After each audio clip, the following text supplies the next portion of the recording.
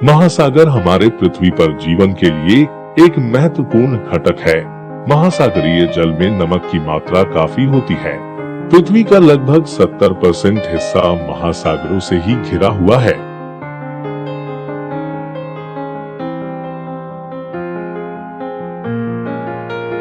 साथ ही पृथ्वी का 97% जल महासागर में ही है। महासागर पृथ्वी की जलमंडल का एक प्रमुख घटक है, साथ ही जीवन के लिए काफी महत्वपूर्ण है।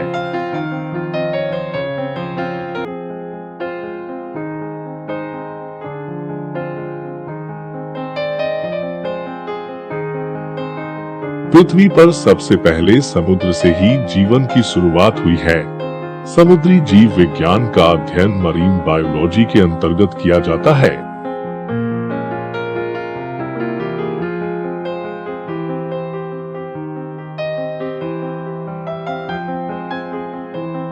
समुद्री जीव सामान्यतः दो प्रकार के होते हैं, पौधे और जीव।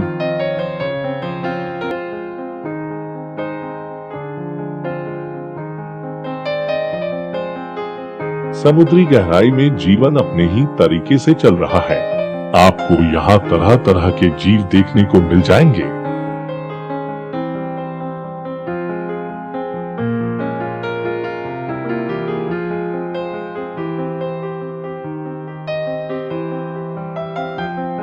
जो कि एक अनोखा और शानदार नजारा प्रस्तुत करते हैं। समुद्री जीवन बहुत अधिक रोमांच से भरा हुआ है।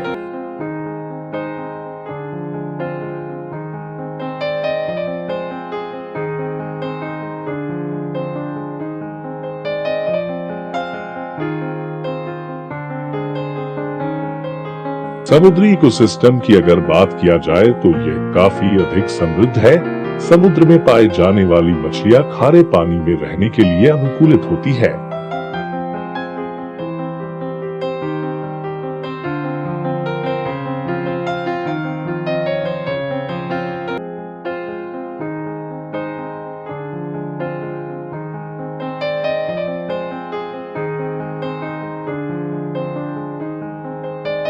ये मछलियां खारे पानी में अकेले या फिर बड़े समूहों में रह सकती है।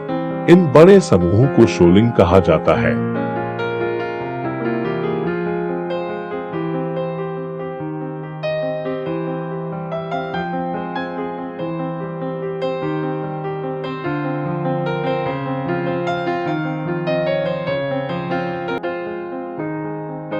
समुद्र में पाए जाने वाली मछलियां मांसाहारी, सर्वाहारी या शाकाहारी हो सकती है।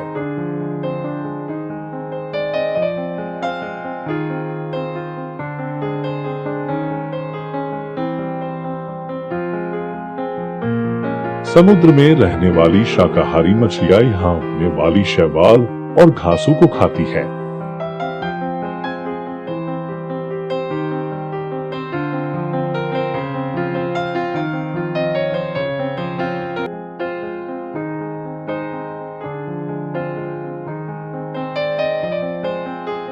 मांसाहारी मछलियां अपने भोजन के लिए छोटे मछलियों एवं प्लवक को खाती है।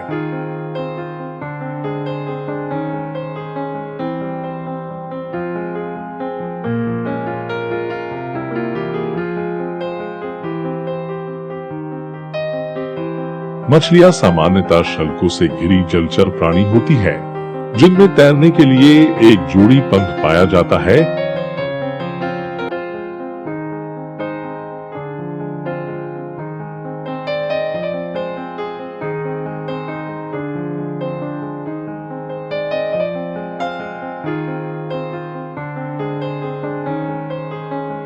दुनिया भर में मछलियों की लगभग 28,500 प्रजातियां पाई जाती है, जो समुद्री जलीय जीवन को रोमांच से भर देती है।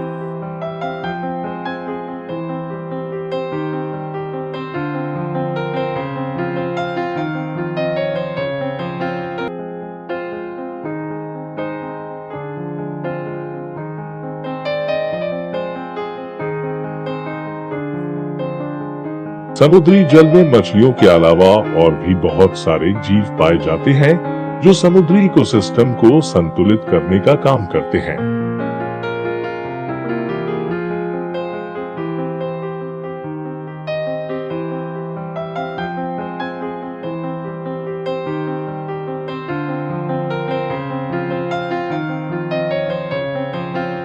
कोरल रीफ समुद्री जीवों के रहने के लिए एक उत्तम स्थान है, जहां सैकड़ों तरह के जीव रहते हैं। समुद्री इकोसिस्टम प्रकृति का नायाब नजारा है।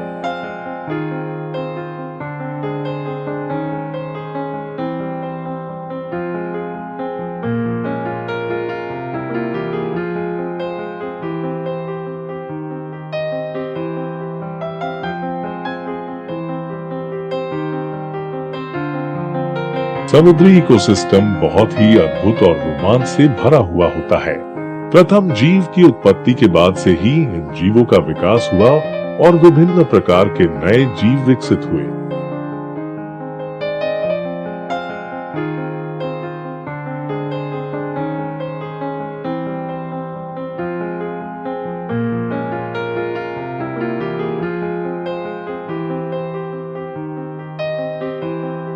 यदि समुद्री तापमान की बात की जाए तो यहाँ का तापमान 2 डिग्री सेल्सियस से 30 डिग्री सेल्सियस तक हो सकता है।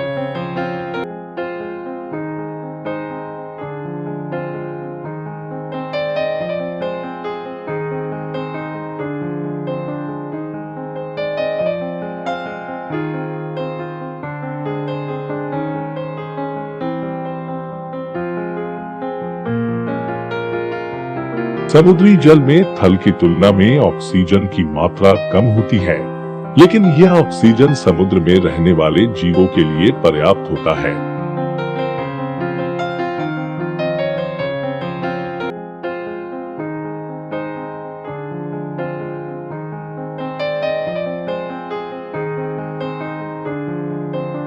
समुद्री जल में विभिन्न प्रकार के समुद्री पादप पाए जाते हैं, जो प्रकाश संश्लेषण की क्रिया से बहुमूल्य ऑक्सीजन का निर्माण करते हैं।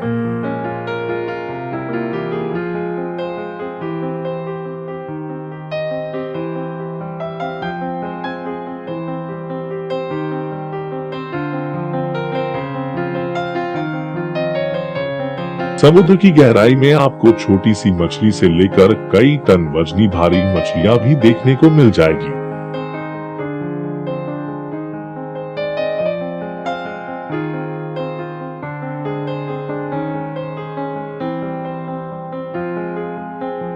मछलियों के अलावा समुद्र में समुद्री दानव कहे जाने वाले ऑक्टोपस देखने को मिल जाएगा, जिसके एक नहीं बल्कि 8 भुजाएं होती हैं। इन भुजाओं में चूसक पाए जाते हैं, जिसकी सहायता से ये किसी भी चीज को पकड़ कर रख सकते हैं। ये अपनी कारनामों की सहायता से अन्य समुद्री जीवों को भी डरा सकते हैं। ये अपने भुजाओं की सहायता से शिकार को आसानी से पकड़ सकते हैं।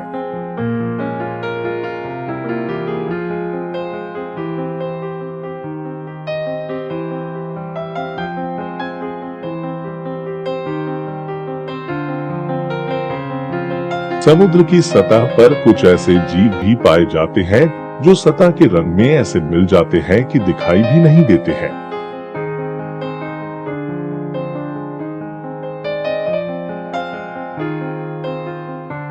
जैसे ही कोई शिकार इनके करीब आता है, तब ये तुरंत ही उस पर ये हमला कर देते हैं।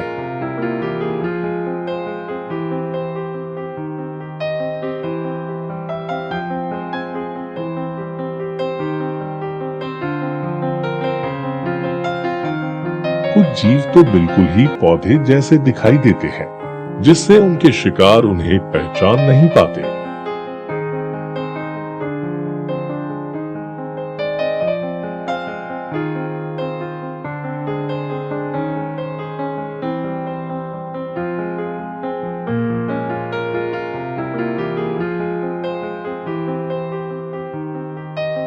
कोरल रीफ यानी प्रवाल भित्तियां वास्तव में कोरल जीवों द्वारा छोड़े गए कैल्शियम कार्बोनेट होते हैं, जो कि खोल के रूप में दिखाई देते हैं।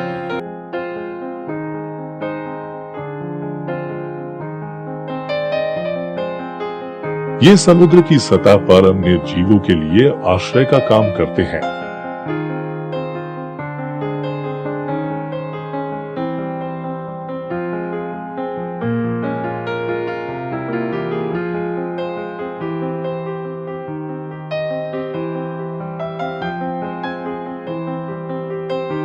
समुद्र में खतरनाक शार्क पाई जाती है जो कि पलक झपकते ही अपने शिकार को पकड़ सकती है। ये काफी तेज होती है।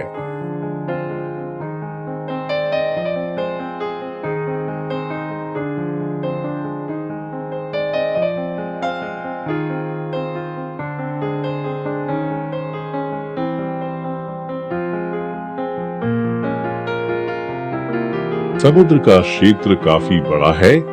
हम केवल इसके कुछ ही भाग को जान पाए हैं। अभी भी बहुत क्षेत्र बाकी है, लेकिन यह काम इतना भी आसान नहीं है। आज हमारे पास सभी तरह की मशीन मौजूद है, फिर भी हम पूरे समुद्र की तलाशी नहीं ले सकते हैं। मनुष्य समुद्र के एक सीमित हिस्से को ही खोज पाया है।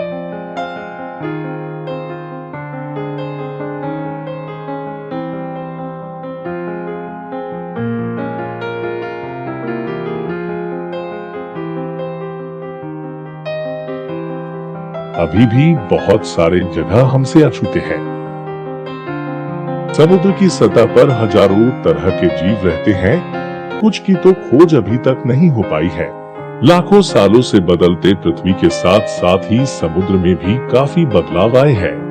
बहुत सारी प्रजातियों के जीव विलुप्त हो चुके हैं और नए जीव विकसित भी हो चुके हैं। यह विकास की प्रक्रिया है जो लगातार चलती रहती है।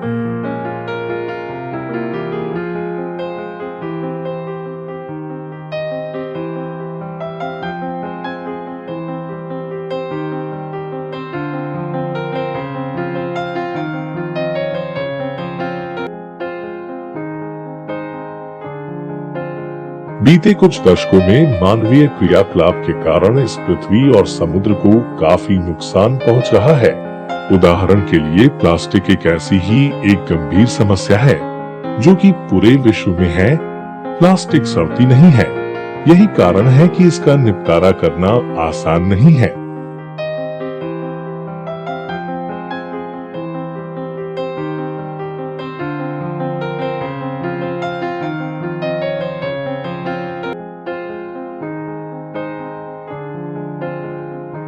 बीते कुछ दशकों में प्लास्टिक का उपयोग बहुत अधिक बढ़ गया है, जो किसी तरह से समुद्री जल में मिलकर यहाँ की इकोसिस्टम को प्रभावित कर रहे हैं। ये प्लास्टिक माइक्रोप्लास्टिक के रूप में समुद्री जीवों के आहार में शामिल होकर उन्हें प्रभावित कर रहे हैं।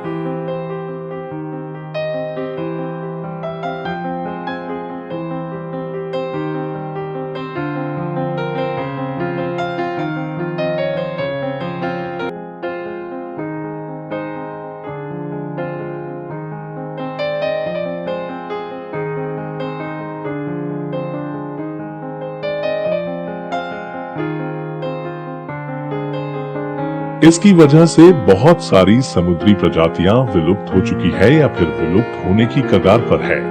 ये माइक्रोप्लास्टिक समुद्र से निकलकर अब लोगों की थाल में पहुंचने लगा है, जो कि काफी नुकसानदायक साबित हो सकता है।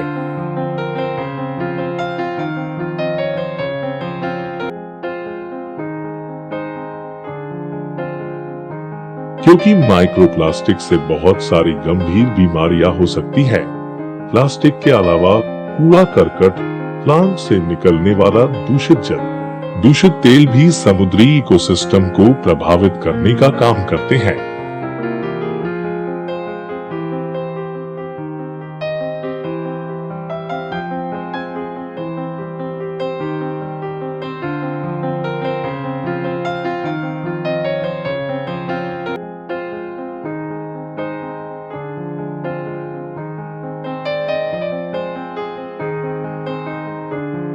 हमें अभी से ही जागरूक होने की जरूरत है ताकि इस महत्वपूर्ण इकोसिस्टम को बचाया जा सके। इसके लिए बहुत सारी संस्थाएं काम कर रहे हैं ताकि समुद्री कचरे को कम किया जा सके। इस पृथ्वी पर जीवन के लिए समुद्र बहुत ही जरूरी है। महासागर हमारे पृथ्वी पर जीवन के लिए एक महत्वपूर्ण घटक है। महासागरीय जल में नमक की मात्रा काफी होती है। पृथ्वी का लगभग 70% हिस्सा महासागरों से ही घिरा हुआ है।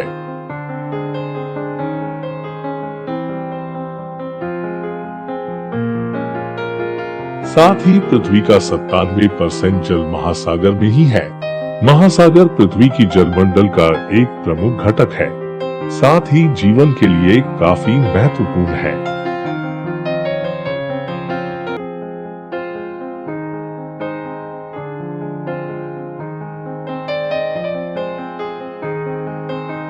पृथ्वी पर सबसे पहले समुद्र से ही जीवन की शुरुआत हुई है।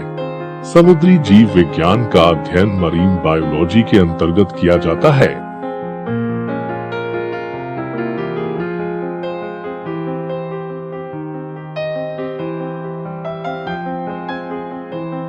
समुद्री जीव सामान्यतः दो प्रकार के होते हैं, पौधे और जीव।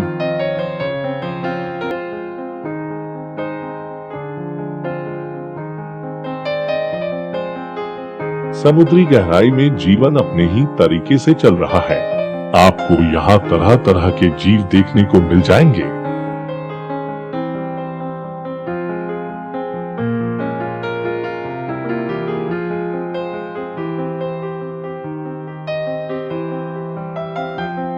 जो कि एक अनोखा और शानदार नजारा प्रस्तुत करते हैं। समुद्री जीवन बहुत अधिक रोमांच से भरा हुआ है।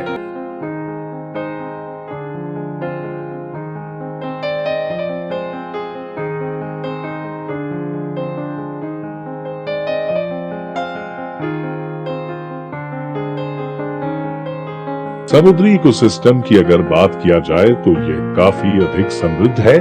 समुद्र में पाए जाने वाली मछलियां खारे पानी में रहने के लिए अनुकूलित होती है।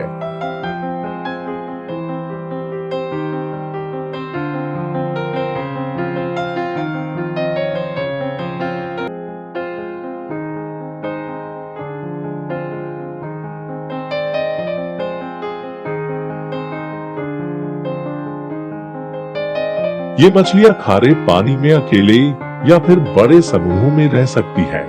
इन बड़े समूहों को शोलिंग कहा जाता है।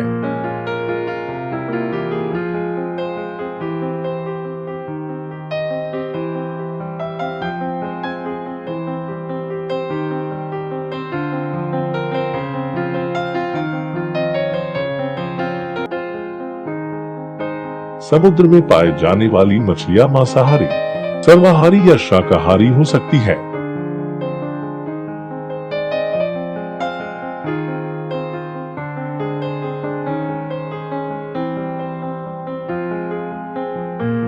समुद्र में रहने वाली शाकाहारी मछलियां यहाँ उगने वाली शैवाल और घासों को खाती है।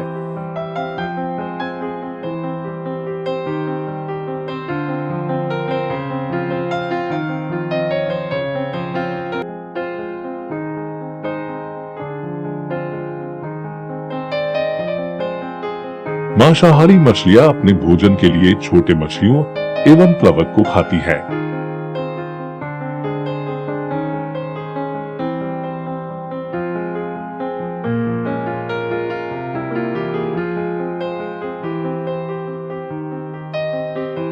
मछलियां सामान्यतः शल्कों से घिरी जलचर प्राणी होती है, जिनमें तैरने के लिए एक जोड़ी पंख पाया जाता है।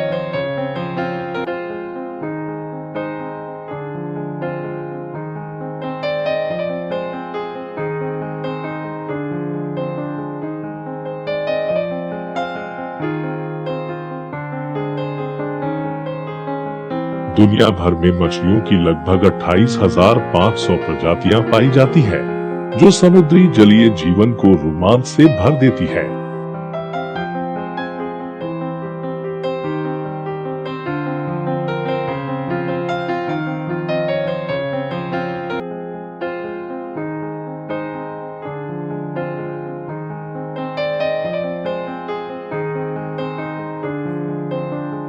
समुद्री जल में मछलियों के अलावा और भी बहुत सारे जीव पाए जाते हैं, जो समुद्री इकोसिस्टम को संतुलित करने का काम करते हैं।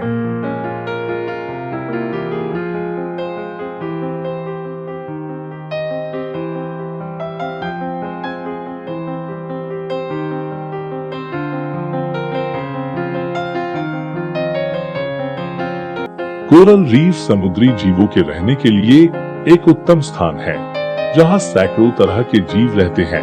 समुद्री इकोसिस्टम प्रकृति का नायाब नजारा है।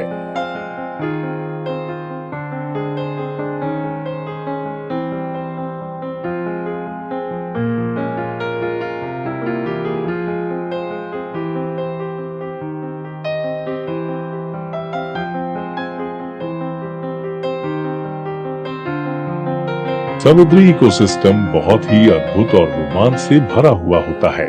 प्रथम जीव की उत्पत्ति के बाद से ही इन जीवों का विकास हुआ और विभिन्न प्रकार के नए जीव विकसित हुए।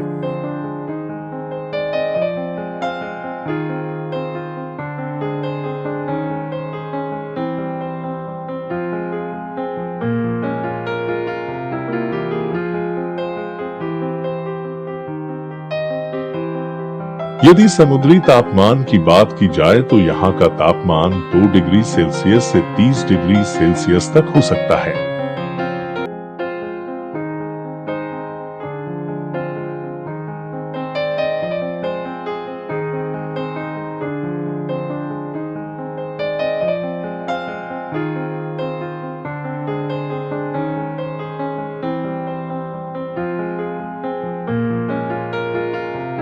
समुद्री जल में थल की तुलना में ऑक्सीजन की मात्रा कम होती है, लेकिन यह ऑक्सीजन समुद्र में रहने वाले जीवों के लिए पर्याप्त होता है।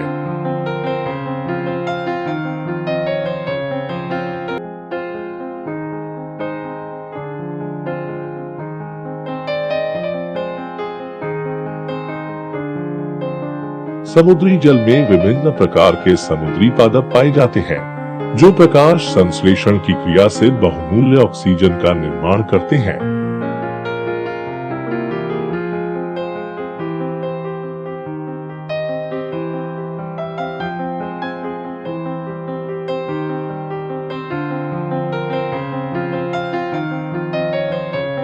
समुद्र की गहराई में आपको छोटी सी मछली से लेकर कई टन वजनी भारी मछलियां भी देखने को मिल जाएगी।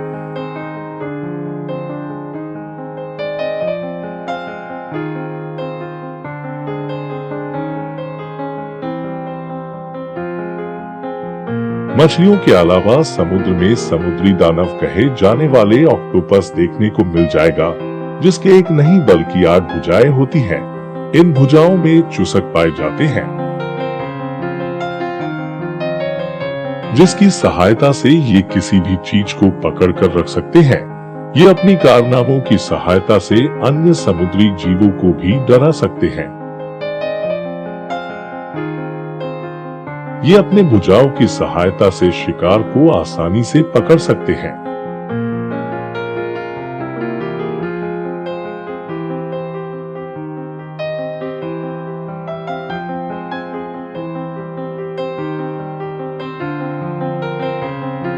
समुद्र की सतह पर कुछ ऐसे जीव भी पाए जाते हैं जो सतह के रंग में ऐसे मिल जाते हैं कि दिखाई भी नहीं देते हैं।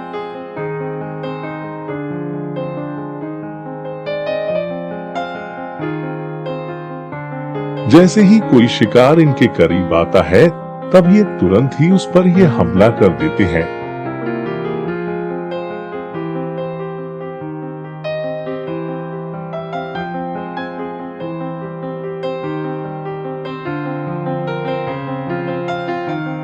कुछ जीव तो बिल्कुल ही पौधे जैसे दिखाई देते हैं, जिससे उनके शिकार उन्हें पहचान नहीं पाते।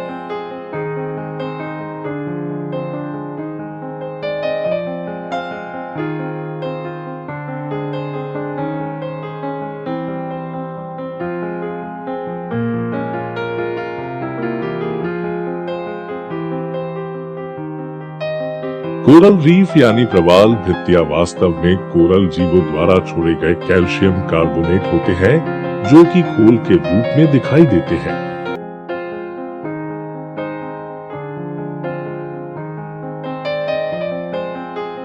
ये समुद्र की सतह पर अन्य जीवों के लिए आश्रय का काम करते हैं।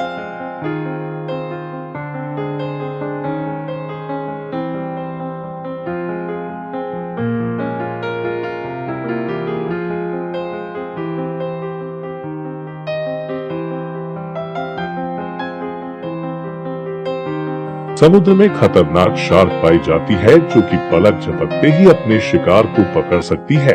ये काफी तेज होती है।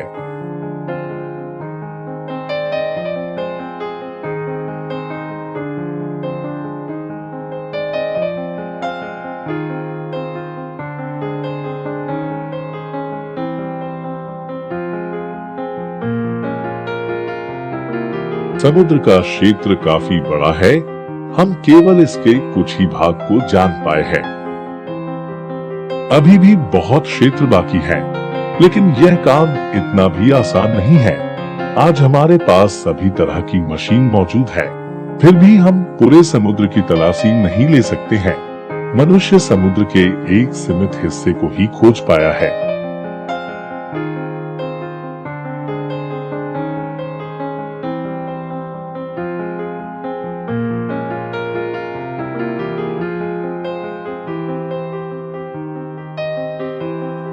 अभी भी बहुत सारे जगह हमसे अछूते हैं।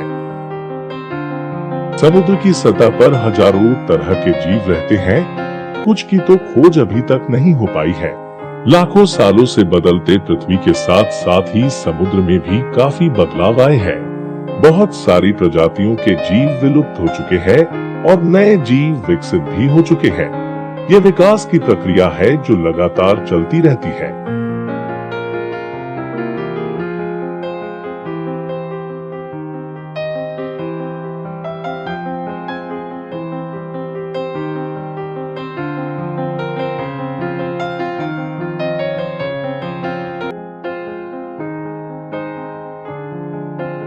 बीते कुछ दशकों में मानवीय क्रियाकलाप के कारण इस पृथ्वी और समुद्र को काफी नुकसान पहुंच रहा है। उदाहरण के लिए प्लास्टिक एक ऐसी ही एक गंभीर समस्या है जो कि पूरे विश्व में है। प्लास्टिक सड़ती नहीं है, यही कारण है कि इसका निपटारा करना आसान नहीं है।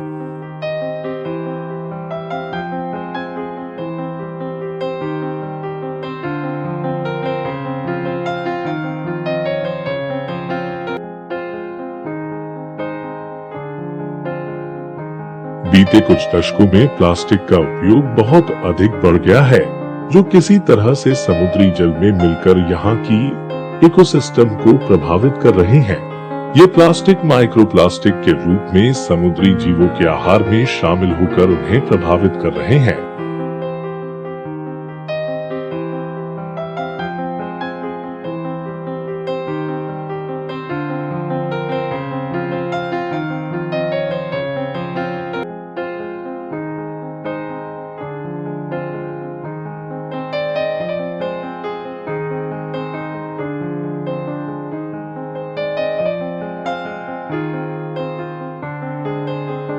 इसकी वजह से बहुत सारी समुद्री प्रजातियां विलुप्त हो चुकी है या फिर विलुप्त होने की कगार पर है।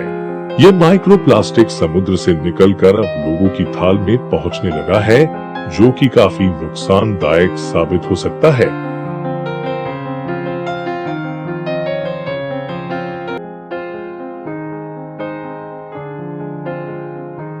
क्योंकि माइक्रोप्लास्टिक से बहुत सारी गंभीर बीमारियां हो सकती हैं। प्लास्टिक के अलावा कूड़ा करकट, प्लांट से निकलने वाला दूषित जल, दूषित तेल भी समुद्री इकोसिस्टम को प्रभावित करने का काम करते हैं।